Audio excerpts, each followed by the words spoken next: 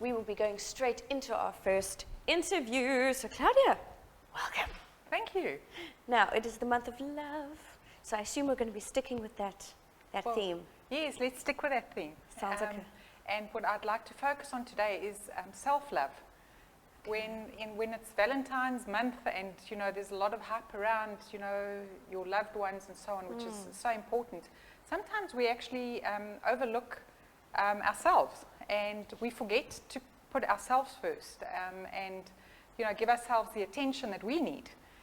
Self-love is all about taking care of yourself in different aspects. It's taking care of your personal needs. It's looking out for yourself in terms of what relationships you have with people, and engaging with people and having good, positive, healthy relationships. Also, how do we take care of our bodies? What are we feeding ourselves? Are we exercising? And very importantly, how do we communicate with ourselves? Because, you know, we're busy with a lot of mental chatter. We talk to ourselves a lot, and we say all sorts of things to ourselves. Sometimes we're not very kind. We talk down to ourselves.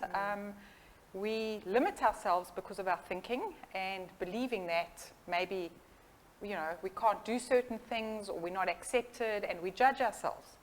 And when we do this, we really are limiting our potential. So, in line with the theme of love and self-love, it's about saying, like, let's be kind to ourselves, and let's start, you know, just acknowledging how we speak to ourselves, and then also what our own personal love language is. You know that we all have love languages.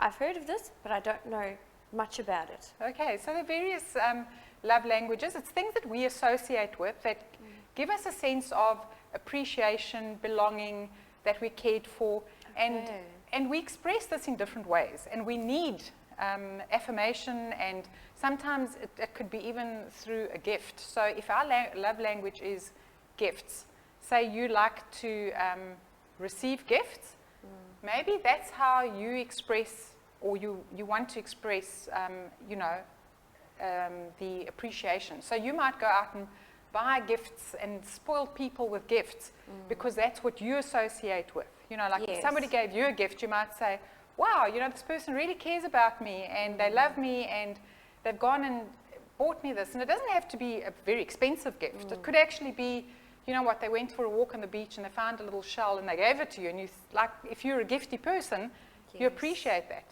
But the thing is, when you give that to somebody else because you think, well, that's what I like, suddenly the expression of that gift it's lost, because maybe their love language isn't gifts. Maybe it's words of affirmation. Maybe they like to be told, you know, I really appreciate you, or thank you, or you're looking great, or you're doing great. Maybe that's the way they express love. Yeah. So why would this be important to us? If we know what our love language is and how we express certain things and how we receive certain information, we can then start treating ourselves in a better way. So if we let's look at words of affirmation. If we like to get positive feedback from people or acknowledgement from people, then how do we talk to ourselves? If we're that kind of person that need that, shouldn't we be saying to ourselves, you know what, I've achieved this, and acknowledge ourselves for it, and in our mind say, well done, Claudia, you've accomplished this.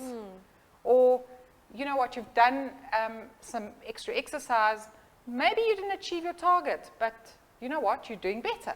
Yes. Okay, so how do we speak to ourselves? If you're a gifty person, well, maybe I need to spoil myself and go and get myself something. Just as a treat to acknowledge that I might have accomplished something to encourage myself. Or maybe it's a pamper something or other that I like. You know, go and do that. We do so much for other people all the time, and we need to start focusing on ourselves. Yes. Remember that we can only be as good as we are to other people if we're good to ourselves. Yes. You know, it's all that deep inner work that we need to do. Yes. That's where it starts. Let's process within ourselves. Let's give ourselves time, attention, And when we do that, we can be so much better to everybody else around us. You know, we spoke about the love language. There is a quiz, actually, Okay. where you can actually determine what your love language is. And Oh. you know what's great? You can get your loved ones to do it as well. That's exciting. Your husband, your partner, your sister, mother, daughter, son, whoever, your friend. There's a quiz available, and if you want it, and if anybody's interested in it, you can just give me your detail, WhatsApp me, if I can share my number. It's 082 55 88817.